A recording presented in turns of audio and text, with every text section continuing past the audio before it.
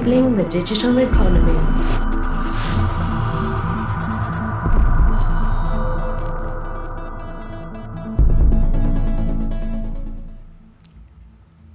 Well, welcome everybody. I know there are a few people that are going to be coming in as we speak, because I know there's been a big coffee break, but welcome to this session. My name is Kavita Maharaj. I'm going to be moderating this session. We're talking about partners against crime, the role of public-private partnerships, big data, and the sharing economy. A little bit about the background of this session. Obviously, as criminals and terrorists have become very sophisticated in using the global financial system to carry out their crimes, a new approach was needed by banks and law enforcement agencies in order to catch them, or even better, to try to prevent these crimes before they even occur. So in order to identify and disrupt financial crime, there's been that has really been the driving force in forging these PPPs, public-private partnerships, between law enforcement agencies and financial institutions. And they work together to exchange data and harness their expertise and share information across borders and hopefully catch some of the bad guys. But as you know, easy in theory, not so easy in practice, and there are a lot of challenges involved. And people are asking the question now, is this model really increasing the efficiency and effectiveness of catching rogue and bad actors? And also, can this model, can it actually, is it successful enough to be replicated across multi-jurisdictions? Is it good enough for the regulators in the sense that they're happy to continue and not see any risks there, and particularly risks linked to data privacy and personal liberty? So during this session, we're going to hear a little bit from Australia's Fintel Alliance, a PPP led by Australia's Financial Intelligence Unit, AUSTRAC, involving 18 public and private organizations. The Fintel Alliance is considered ambitious in terms of its participants and its projects, and this session is going to highlight what other jurisdictions can learn from the experiences that they have found in their work. So joining us to discuss this issue are our great panel. So let me introduce you to all of them. First off, we've got to my left, Guy Boyd. He's Group General Manager of the Financial Crime Portfolio at ANZ.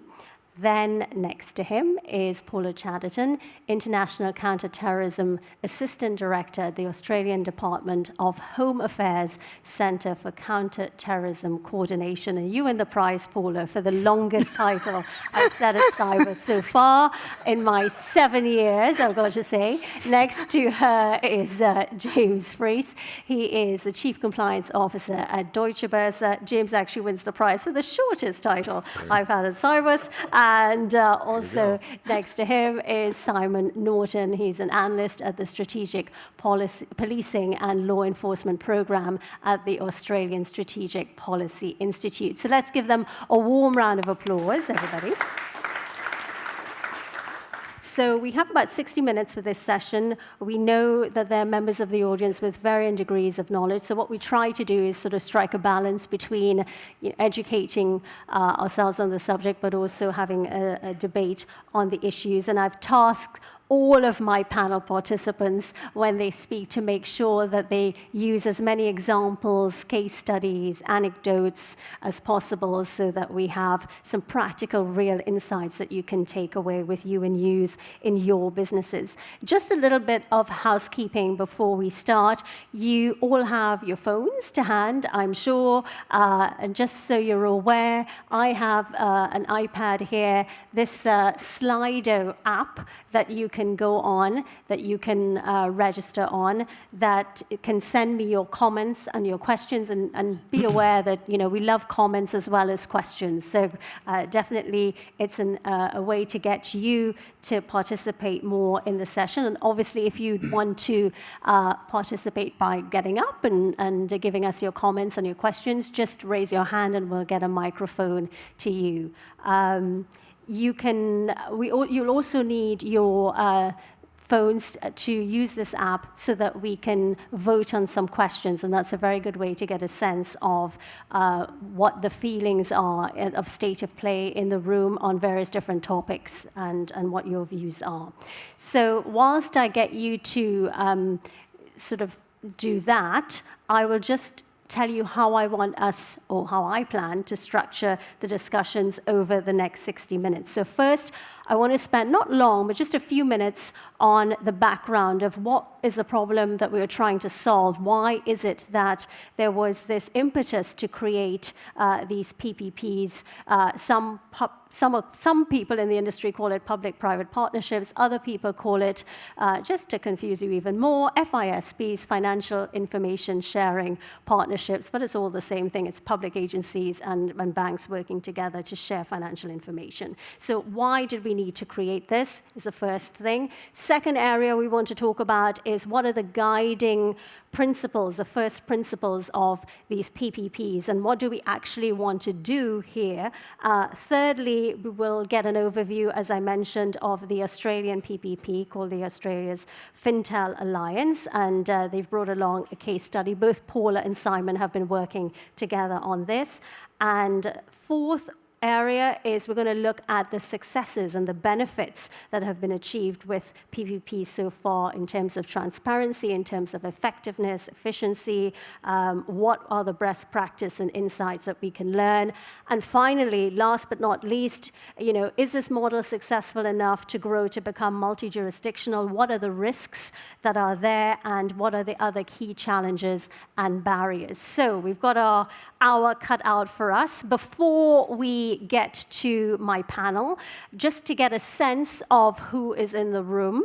I know there are people straggling in, but let's put the first voting question. You'll need your devices to vote, just to get a sense of which part of the industry you all hail from. Which of the following best describes your area of responsibility within your firm? Is it correspondent banking, investment or corporate banking, operations and processing, or compliance, fraud and risk management, or business development and strategy, or other? And I challenge you, if you're other, I'm dying to know which part of the bank that you work in or industry that you work in. So let's get you to start voting, please, everybody.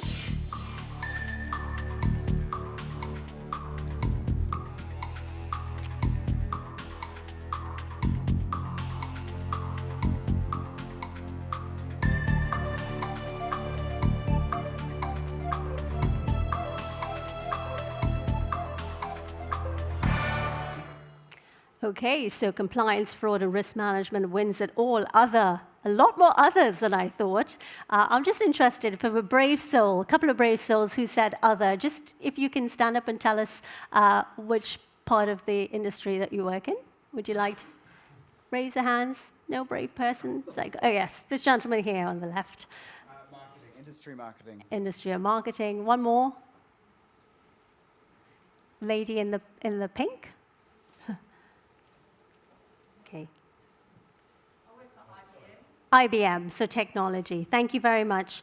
Okay, so most people wanting to mitigate risk. So I said the first area we wanted to talk about is why there was the need for this emergence of PPPs. Why did we start it in the first place? Relatively new, isn't it, Jim? It was like 2015, I think, when the first ones started.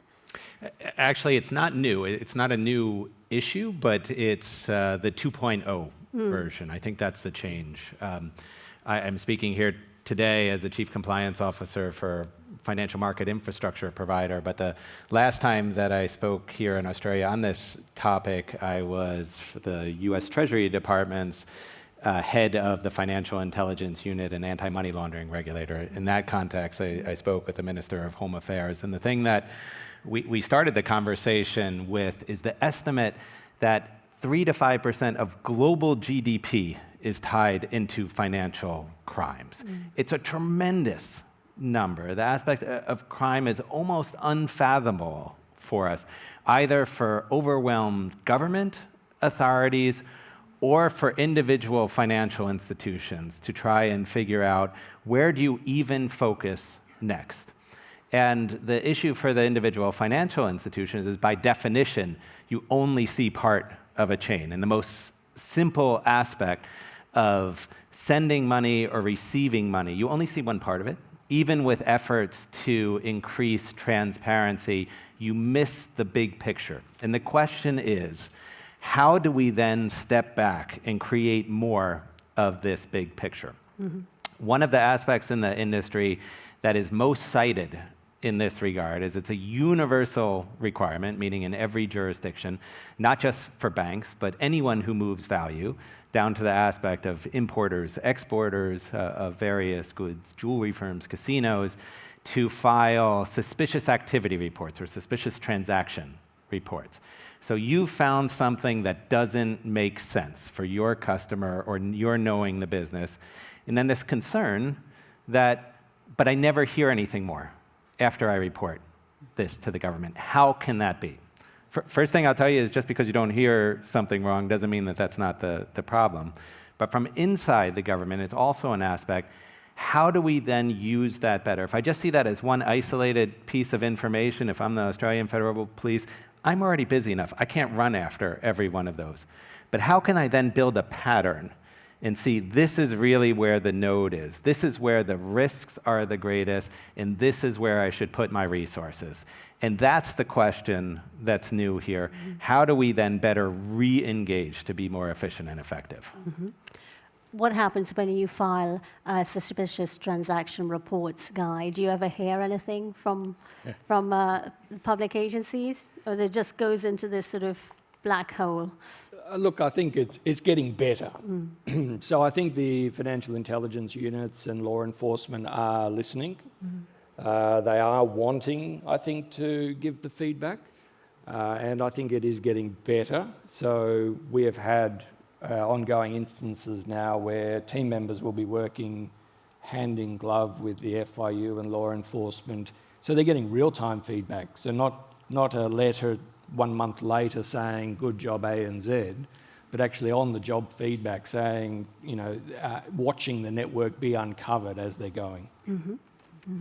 Okay, well, so just to pick up on James's point, you had the inadequate system for reporting money laundering and terrorist financing. You have this growth, if you like, of suspicious transaction reporting. In the last 5 years, a lot of these countries have about between 11 to 15%, I think, growth in suspicious transaction reports that are filed. And despite that, less than 1% of criminal activity is actually found. So, the rate of effectiveness and efficiency doesn't seem to be great. And then, as Jim alluded to, you had this uncoordinated private sector AML activity. So if somebody says, I'm not going to onboard you, client A at a bank, and he can say, okay, well, I'll just go down to the next bank, and then they've got to start that whole process all over again and duplicate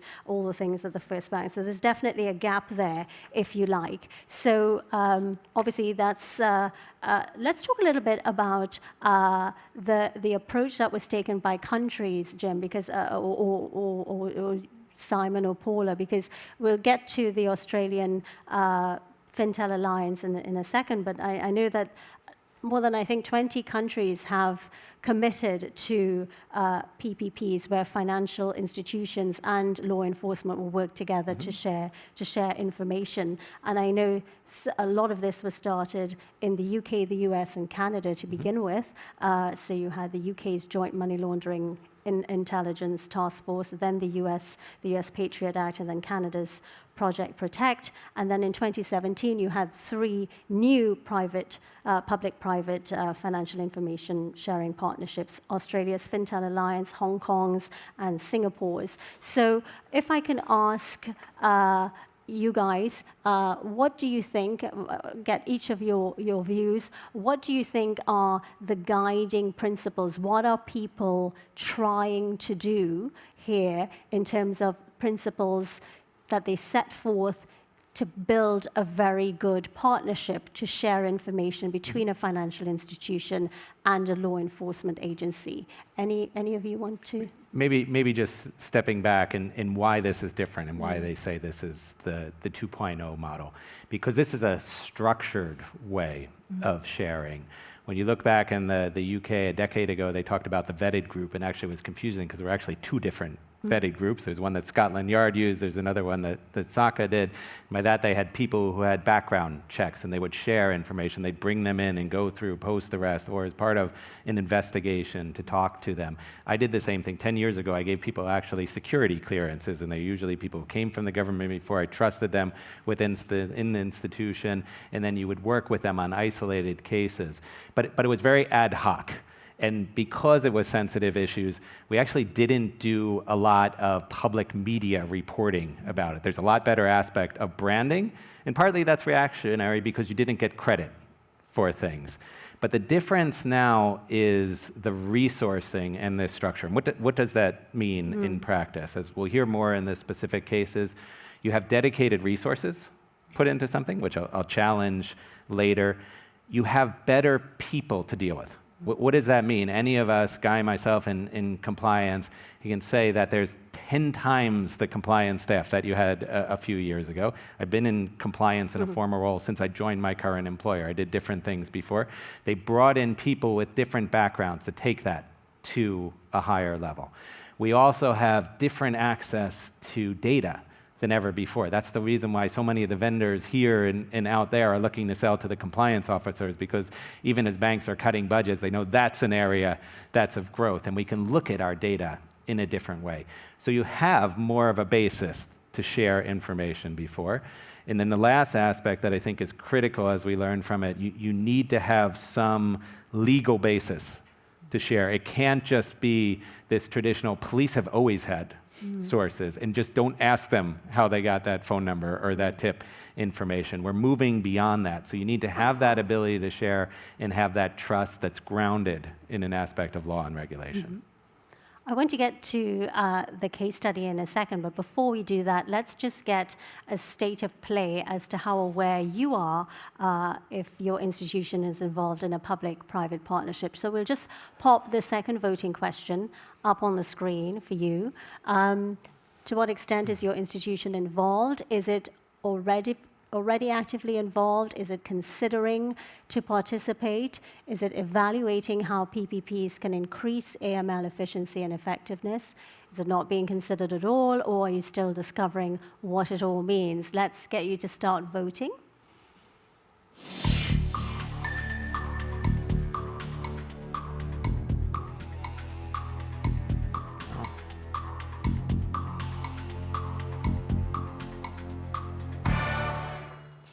Okay, so most people actively involved. What are your thoughts so far? Does that surprise you, Pal? It's good to hear. Yeah. Yeah. Okay, and people evaluating, and only 11% not being considered, and not zero considering to participate. So Paula, I mentioned that you are going to give us an overview of the Australian PPP, and Simon, you've been both working on this together for quite some time, the Fintel Alliance. Tell us a little bit about the participants, the structure, and why you created it. Okay. Thanks very much, Kavita. Well, the Fintel Alliance was, as Kavita has said, is a public-private partnership that was established in late 2016, led by AUSTRAC, which is the Australian Transactions Reports and Analysis Centre. AUSTRAC is Australia's financial intelligence unit, and it's also Australia's AML-CTF regulator. So it was put together, who it comprises. It includes the biggest 4 banks here in Australia, but it also has a number of international players, including HSBC, PayPal and Western Union. From the government side, other than AUSTRAC, it also includes agencies from the law enforcement, intelligence, regulators and policy departments like the Department of Home Affairs. And we the Fintel Alliance also has one foreign participant, which is the UK's National Crime Agency, which had an integral role because of the gimlet situation in the UK. The reason it was set up, there were three purposes for its establishment. Firstly, it was to assist private sector participants to identify suspicious transactions. Secondly, to assist law enforcement partners to assist and prosecute criminals. And thirdly, to work with academia to develop knowledge and insights into this area. So in terms of its actual structure, as you can see on the slide, we have a strategic advisory board, and also which oversights the whole of the organisation. Plus, on one side, we have two streams. So we have the operations hub and we have the innovation hub. The operations hub may well be most interesting for people in the audience today, simply because it involves mainly the banks and the financial institutions. So the experts group comprises senior managers from most of the Fintel Alliance's 19 member organisations, and its role is to help determine priorities and projects focusing on government strategic priorities, as well as those where there's a gap in law enforcement's information. What makes Fintel Alliance a little bit more unique is its use of analysts that are co-located in AUSTRAC's offices in Sydney and Melbourne, and the analysts undertake projects, and they also have been given a basic security clearance if they're not from government. On the other side of the ledger, we see that we have the Innovation Hub. Now, this is quite an exciting proposition, and it's seen as a creative sandbox which allows partners to test and co-design AML-CTF content for new products and services and systems. And its aim is to reduce the regulatory burden and red tape which we see around the world. Governments have a habit of trying to impose on agencies and things. So that's basically the overall structure of the Fintel Alliance. Do you want me to talk about that? Yes, case study or before you get into the case study, I wanted to ask either of you, Paula or Simon, what do you see as the key criteria for setting up a successful PPP? Yeah, there's a lot. I guess one of the things will be this is voluntary, so you don't have to be involved. So that's quite crucial. And we've spoken, and part of our research, we actually spoke to organisations that didn't want to be involved for particular reasons. Also, resourcing is a big one. So the big four banks in Australia are big: Macquarie Bank, PayPal and HSBC. They've got the resources, they've got the people. And so we might talk about this later with expanding membership. But you have to have the resources as well and the interest to be able to do that. And then, of course, Australia's a good system as well. We've got the big four banks that have a huge market share, so you're able to get a lot of data, which is useful as well. Guy, ANZ is one of the participants. That's correct. Yeah. So what has been your experience with being part of this? Look, I think it's been a great start. And when you go back to the problem we're seeking to solve, so as a financial institution, we're sitting there, we've basically been conscripted into the police force, if you like, to prosecute financial crime. And that's okay, but if you're a police officer, you're given the training, tools, access to information to do your job.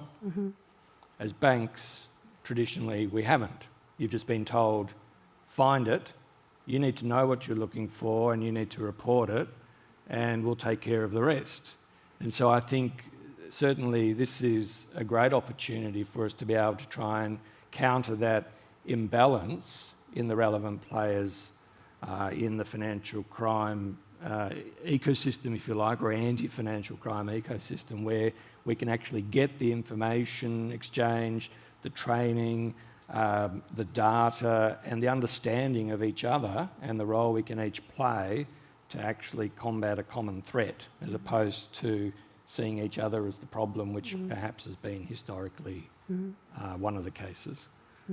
So would you like to tell us a little bit about, first of all, how do you decide on a project, Paula and Simon, and then, why tell us about the project that you decided on and how you managed to fight financial crime with it. My colleagues at AUSTRAC, well, my former colleagues, I should say now, were able to provide me with more up-to-date information on this issue. And there are 6 guiding priorities which have come about as to how projects are defined. I should explain also that any member of the Fintel Alliance can propose a project. And one of the people that we interviewed as part of our Swift Institute sponsored project was able to say to us, look, even the idea of proposing a project, and even if it doesn't get up and it's not accepted, can be useful in itself, which is good to know. But there are 6 project priorities, as I said, and these relate to crimes affecting the most vulnerable. So if you think of children and child exploitation issues, the exploitation of government revenue, being pensions and other government subsidies, networked and complex crime, and the nationally significant task forces and important campaigns, such as the campaigns looking into drugs and missing persons, for example. It also, the projects seek to respond to regional and community harms, and that's sort of tackling more the transnational aspects of financial crime.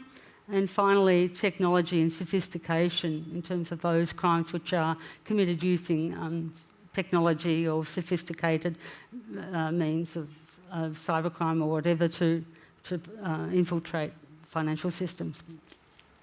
So that was basically the 6 things. Doesn't sound overly narrow. And actually, Jim, it's a fair point. I think one of the problems or challenges at the moment is I think it is not narrow enough. Yeah. And one of the learnings, I think, from these approaches is we actually, and that is the reduced list at the moment. Right. So I think one of the learnings to date with the Fintel Alliance is make sure your scope's really clear and you're very clear where the best priority allocation of resources is, because we've all got limited resources, public sector, private sector. You look at the growth in suspicious matter reporting, you can't tell me that law enforcement look at all of it and prosecute everyone. Doesn't happen, we know that. So likewise, we can't catch every criminal. So what are the really big ones where the value proposition for sharing this information and working together is highest? And to my opinion, it's that serious transnational organised crime where, absent this kind of arrangement, we don't have a hope of actually disrupting those sophisticated networks. And again, I can say on that this lack of focus can be a problem. There's been a lot of successes. Again, here in Australia, Project Willoughby was something that was discussed a lot, which was tax evasion issues in some offshore centers where it paid for itself. So if all of us as taxpayers, I used to do a lot of work with fraud, waste, and abuse, and the statistics that we used in the US, which are even higher in other jurisdictions, was 7% of all government spending gets lost in that regard. So if I put any effort into that, I could recover more than my costs. So I thought that was good as a personal taxpayer. My mother was happy when I told her that sort of thing. It's similar for us in our own banks, where we talk about fighting fraud. There's a natural commercial incentive, because if I protect my institution or my customers, that's good for business. But I really agree with Guy that it's this aspect of the transnational crime, the cross-border, the aspect that are beyond the individual institutions, where we have really that synergy effect, because that's where we see it's the same nodes, and when we're looking at some of the different things, whether you call it human trafficking or drug smuggling, it's the same nodes that are abused, or it's a very similar pattern. So that's where we get the more synergistic effect. So do you want to take us through this particular case study that you... It's going to put it all up, it will be easier. Okay, so the Western Union was concerned about credit card transactions of small sums, which it suspected were being linked to child exploitation, and it raised this as an issue with the Fintel Alliance as a possible project, and which became. Okay, So using data sources which included classified law enforcement information about known and suspected offenders. Some of this information had not previously been available to many of the Fintel Alliance members simply because of it being of a law enforcement or intelligence type of nature. Added to this was information from the International Justice Mission in the Philippines, plus ANZ and Western Union provided an internal monitoring information and indicators paper. So all of this information was given to the Fintel Alliance partners. The outcomes of this project were the identification of previously unknown offenders, plus 20 or over 20, referrals to law enforcement agencies both in Australia and Southeast Asia, which touches on that transnational issues which you were raising, Jim. In terms of what it also meant was that there was an increase in, yes, the good old dreaded SMR or SAR, but that there was a 316% increase in child exploitation-related SMRs and SARs over 12 months. But I think what was perhaps critical of all of this was the fact that it advanced awareness of the issue within the financial services industry, and it got people talking. So it wasn't just necessarily only the members of the Fintel Alliance at the end of this project who were talking about the issue. It was the broader financial services sector who were also saying, hey, how can we do this? What do we need to be looking out for? No one wants to see children exploited. No one wants to see children becoming victims of prostitution or people smuggling and other human trafficking. What do we need to do? And I think that in itself is an integral part of the benefit of this particular project. Mm-hmm. Simon, I know it's a very large report that you're preparing, and both you and Paula, and this is almost like a little teaser, isn't it, before it comes out? Do we know when it comes out? Not Tell yet. us a little bit about the soon. report that you're doing and when it's likely to come out, and what other things that you think you can add in terms of insights. Yeah, so the report that's forthcoming will be published by the Swift Institute, available on their website. We looked at a case study of Fintel Alliance. For the reasons Paula mentioned, it's quite unique. So I think in the other PPPs we've seen in the world, essentially people are in their organisations getting together, having a meeting, talking about stuff and going back. So we've actually got the co-location, which is really important. So we're going to, our case study was basically interviews of people involved, which is quite unique. A lot of researchers haven't actually been able to get in and talk to public-private partnerships. So there's sort of been surveys, so we've got some really good, I think, qualitative data and insights as well. And we're going to look to be giving essentially advice and guidance for those of you who may not be involved in a public-private partnership. If you want to get in, what are the benefits? What should you be looking for as challenges? And for other countries who may not have them, or may have them, but they're a little bit rudimentary, and how do we really improve the results that we're seeing? And you know, that's a fantastic result. So we'll look at the challenges as well and how those can be overcome. Mm-hmm.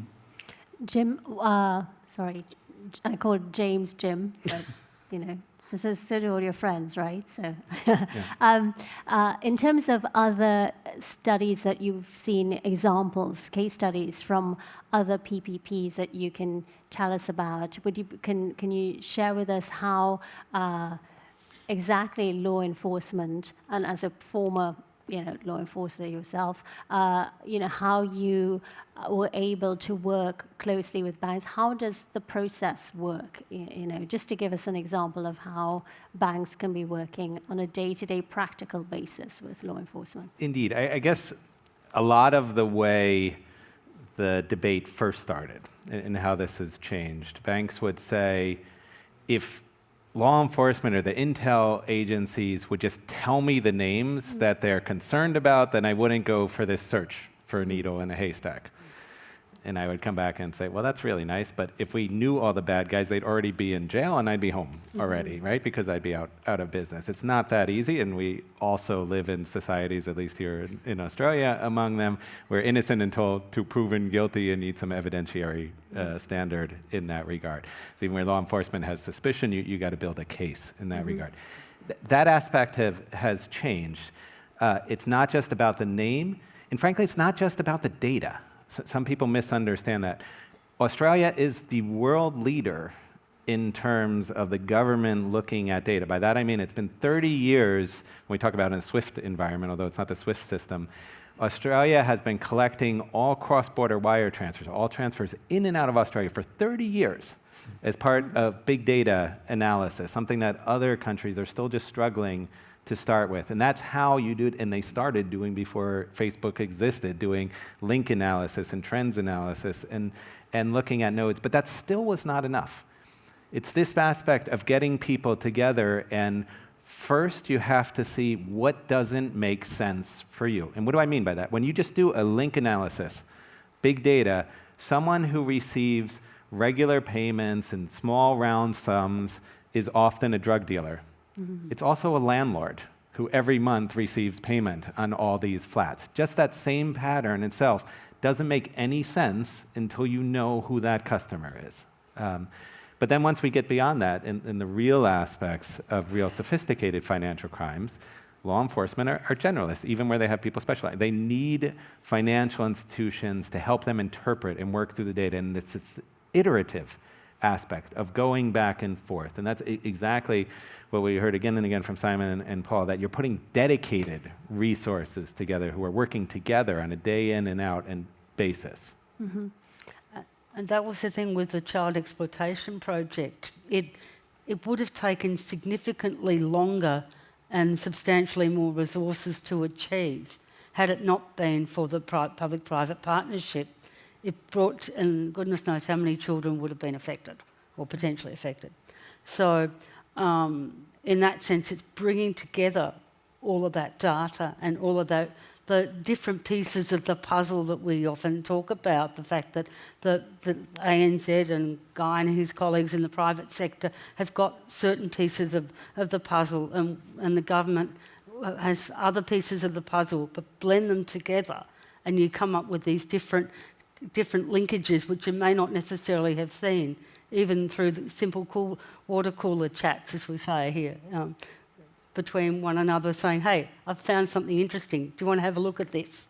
And so I think the point out of this is you've got to actually focus on defining the problem first, because a Fintel Alliance style approach is not the solution to every problem.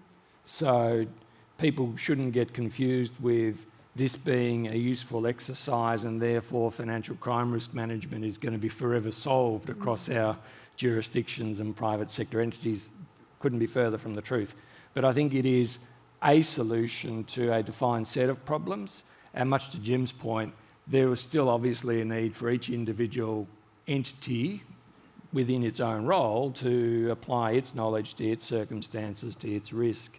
So I think we just got to be clear around that scope and problem definition when you're engaging in this exercise, I think is key if you actually want it to succeed, which of course we do, because if we're investing resources in this, we want outcomes, we want success, and the quickest way for, I suppose, their voluntary input to disappear or dissipate will be if there's a feeling of wasted time or misallocation of resources without the necessary results.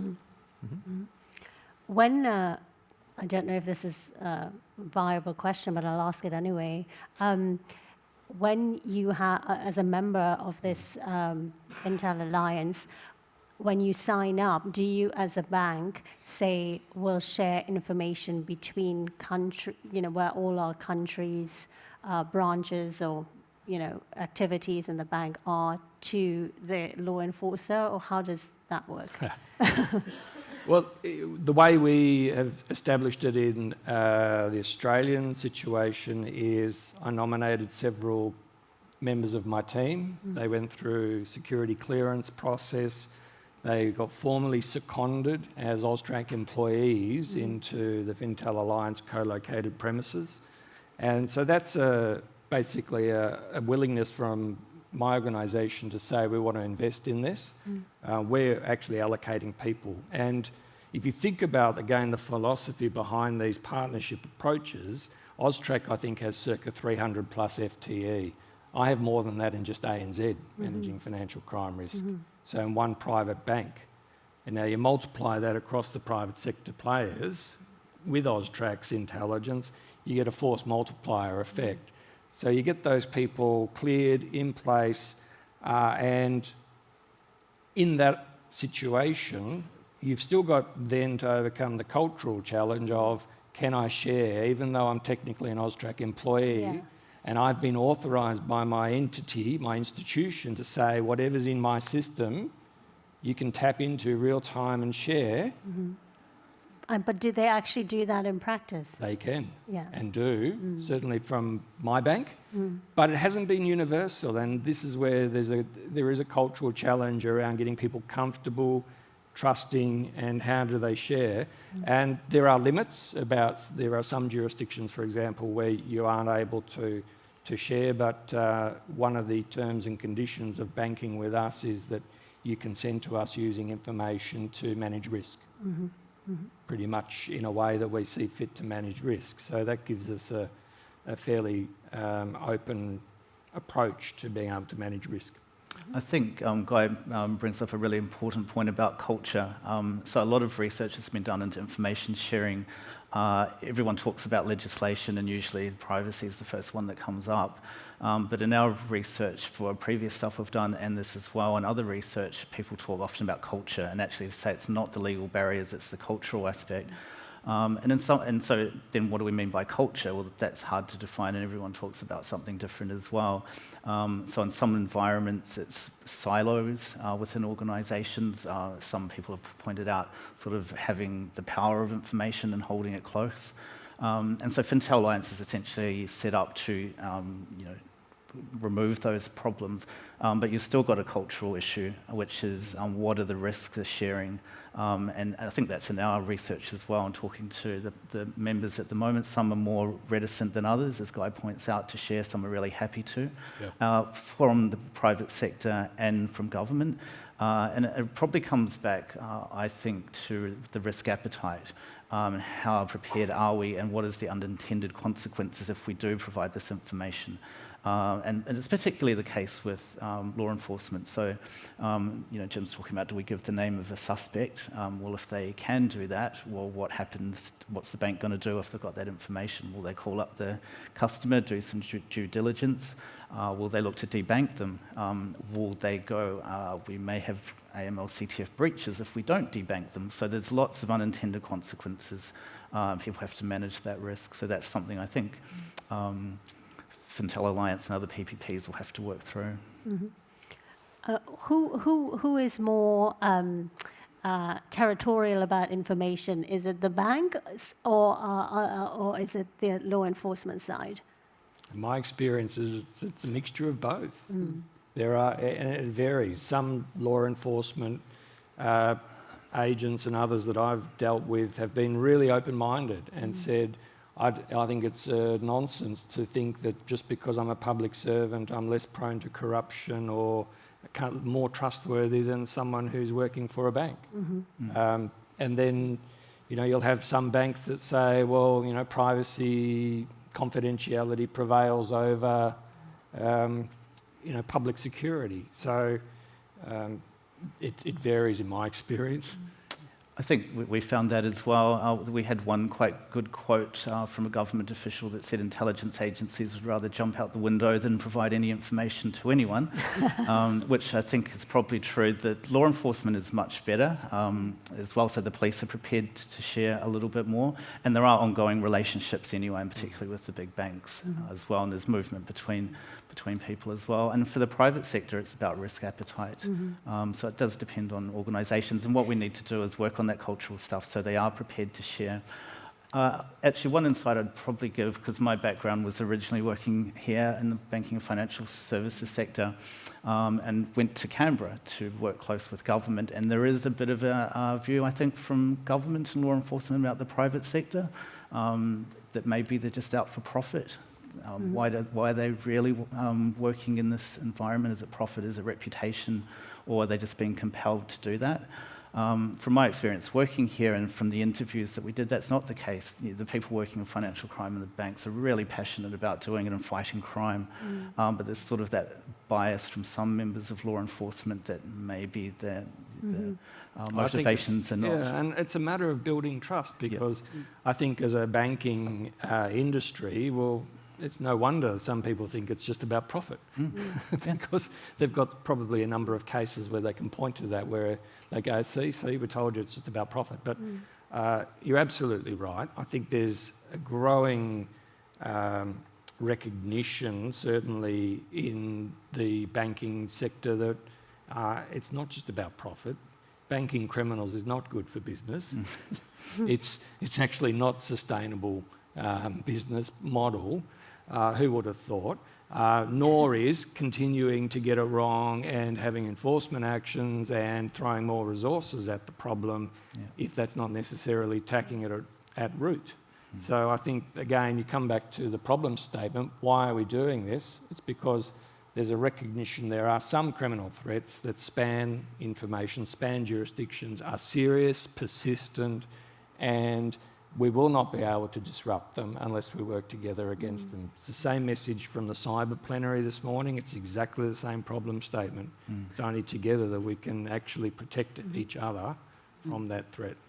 And we see how this cultural aspect is obviously changing. Traditionally, you had jurisdictions that were focused on bank secrecy, and at least nominally that was to protect the individuals. We see how much abuse there has been of those structures, so that aspect is to a certain extent going away, certainly for corporate vehicle, beneficial ownership type information, where you can set up a trust or this Panama Papers type entity, and thereby avoid taxes, among other issues, critical tax transparency. So that's a cultural shift.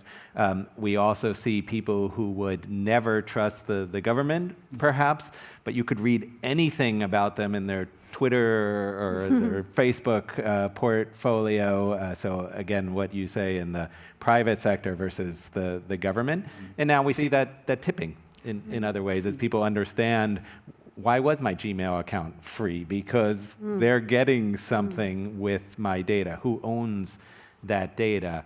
This aspect coming from Europe with the general data protection regulation, protection of privacy of individuals, that's also changing that debate. But at the same time, as strong as that privacy is, because there's been terrorist attacks there's more willingness, especially for the financial institutions, to work with the government to try to do something about this. So we all run the risk of the abuse of data, but this also gets back into this model. If you have the ability for persons of trust, every single one of the individuals who's involved in these discussions has some type of a vetting, a background check, and they have the ability to access their data and analyze it. That has concerns in and of itself, because that goes into an audit trail at some level. So if you know that this is the most sensitive guy with the terrorist attack, then that's in your audit trail in your institution. If you've searched on that, people can get past that aspect if there's a greater good. But it goes back to this critical protection environment. Let's pop our voting question on the screen. We talked a lot about benefits that PPPs bring. Let's see what you all think. Which of the following would you consider as the biggest benefit that PPPs bring? Build new level of trust between private and public, provides insights into emerging threats, highlights specific challenges from participants, or increases efficiency and effectiveness of AML controls. So let me get you to start voting now, please.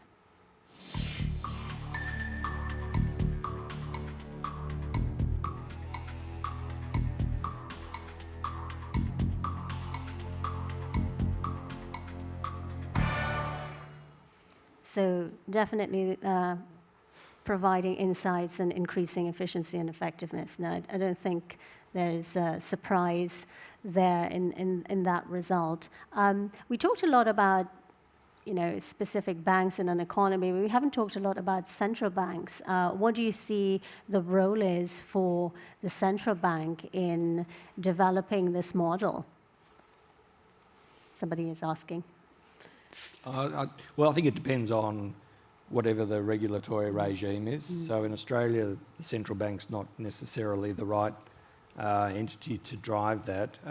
I think it's typically driven through whichever agency is the financial intelligence unit for that particular country. So in the Egmont Group, those FIUs would typically be the one. I think in terms of the supervisor sector and the central banks, if they're the supervisors, they actually need to create the environment legislatively and supervisory to enable it. And I think that's what we've seen, some of the practical challenges or concerns that feed into the cultural issues that we spoke about, is if people don't feel that there's enough regulatory or supervisory support for that engagement, it's going to make it a hard start. Maybe just to build on that, so I think we can all agree that this focus will help with emerging threats, especially because it is proactive. That's the notion of the emerging. But the efficiency and the effectiveness, we can say, as Simon did, that this is entirely voluntary, but Guy, I don't know if you could really say, well, no, we're one of the big four banks, but we're not going to do this, especially in the aspect of Royal Commission and focus on all the other things that banks are looking at. But to put it the other way, if we really wanted to be more efficient, you've presumably hired extra team and put more resources to that. What have you been able to stop doing that was less efficient, or maybe from Paul or it's Simon? A good point. Do you see anything from that we haven't stopped necessarily doing anything yet. So I think that's the point. Is I think we're getting better outcomes with what we're already doing. So that's a tick. To your point, we were on board with this very early on, well before Royal Commissions, and that's because I think we see that there is a real prospect here for us to have a step change and do something better and differently to drive that efficiency and effectiveness piece.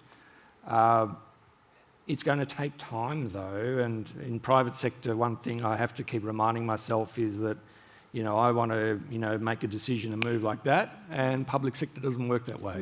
So part of it's about just recognising that it takes a bit longer than perhaps one would like from a private sector perspective to drive that efficiency outcome. But it will be there eventually. I firmly believe in that, because if we can build the trust, drive the effectiveness of the outcomes, you will get that efficiency dividend. For me, that was one of the interesting things about our project was, as a lawyer, I was looking at it, thinking about it in terms of regulation, and I didn't quite realise until we started the project that how a PPP could actually be a vehicle for reform. And the fact of highlighting the incongruencies and inconsistencies between AML laws and FATF recommendations and what happens in industry practice. And I don't think I quite realise that working in government, but when it's almost as though it's a light bulb moment. You think, when someone brings it to your attention, you think, oh, yeah, I can see why you'd say that now. But without that opportunity for dialogue, feedback and engagement, it would be very hard to get that sort of feedback, to be able to say, yes, we need this sort of reform Parliament, we need this minister because of these reasons. It's not helping our private sector partners who we need to help fight financial crime. It's about getting that voice, isn't it? Yes. Without being cynically dismissed as, of course the banks would say that. Right. Yeah.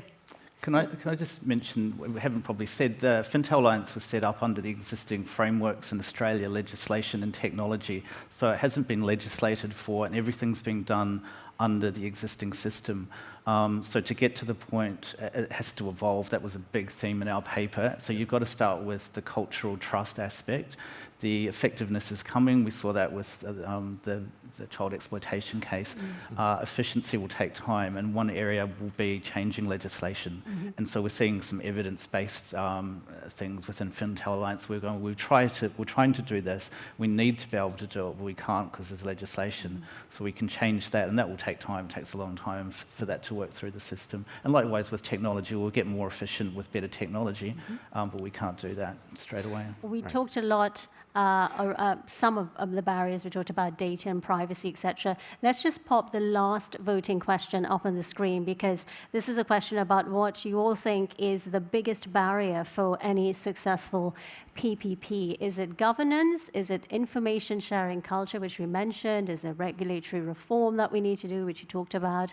A lack of good data, we talked about that. Lack of supporting technologies. Which one do you think it is that's the biggest barrier? Let's get you to start voting now, please.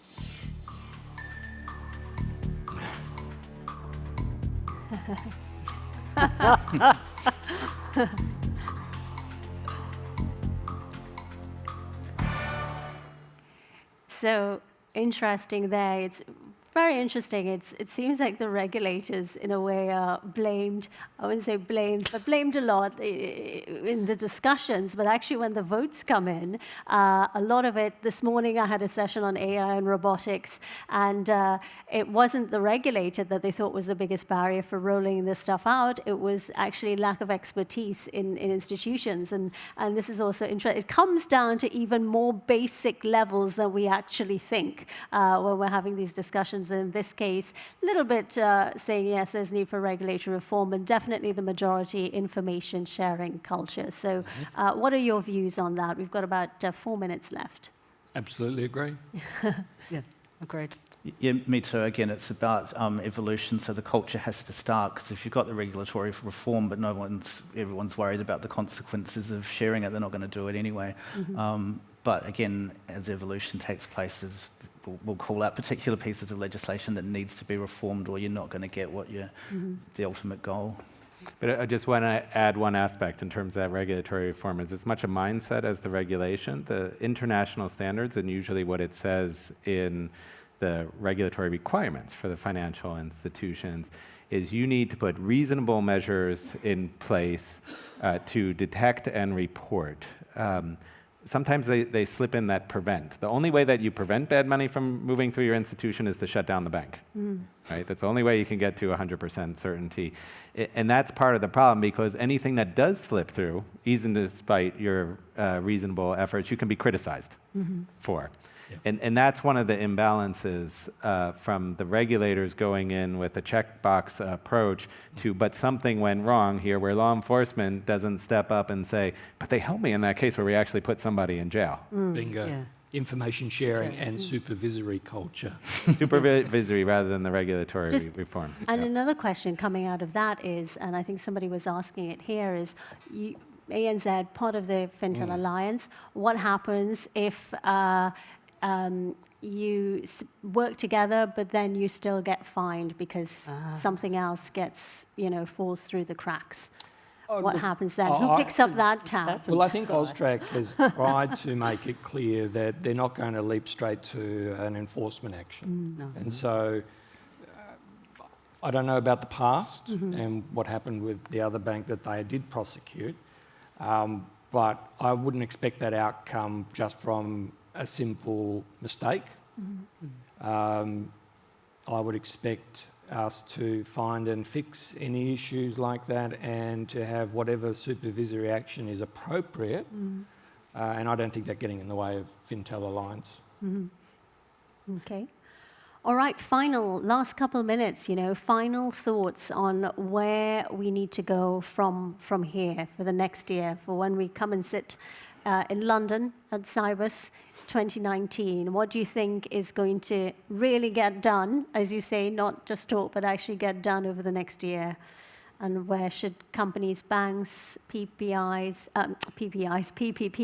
and law enforcement be focusing their efforts on? Oh, I think within Fintel Alliance, I talked about the evolution aspect, and so it is evolving, but eventually we're going to have to get some regulatory reform to get rid of barriers. That was been called out in the Australian system anyway, and Fintel Alliance can help with some areas that needs to take place. And then other countries should look to do it as well and learn from Fintel Alliance. I would add, there was a question about the role of reserve banks. I would say every country should not just follow Fintel Alliance. You're going to have to evolve under your own laws and legislation and the culture, and it's a partnership, so how everyone wants to work together. So we'll provide some insights into good things to do and things not to do, but each country should sort of build their own systems under their own time, under their own frameworks. And don't necessarily think that you're precluded from doing this just because you don't have the latest whiz-bang technologies. Fintel Alliance was created using existing legislation and existing technologies. I think if it had waited for some legislative reforms in particular to emerge, you wouldn't be getting it off the ground and for another 2 or 3 years. And also with technology, by the time it tests and develops, it can be out the door, a lot delayed. My view is try it. Yep. Try it. Okay. Well, thank you all very much. Before you go, I just want to remind you that by the time this afternoon rolls around, you'll want a drink. So make sure you come to our compliance cocktail. Join us, please, everybody. It's at the Harbourside Cafe, level 2 at the ICC here. So it kicks off at 5:15 to 7:30. I can tell you the drinks will be flowing. We've got food, so make sure you come see us and have some drinks on us, okay? Let's give our panel a warm round of applause. Thank you very much.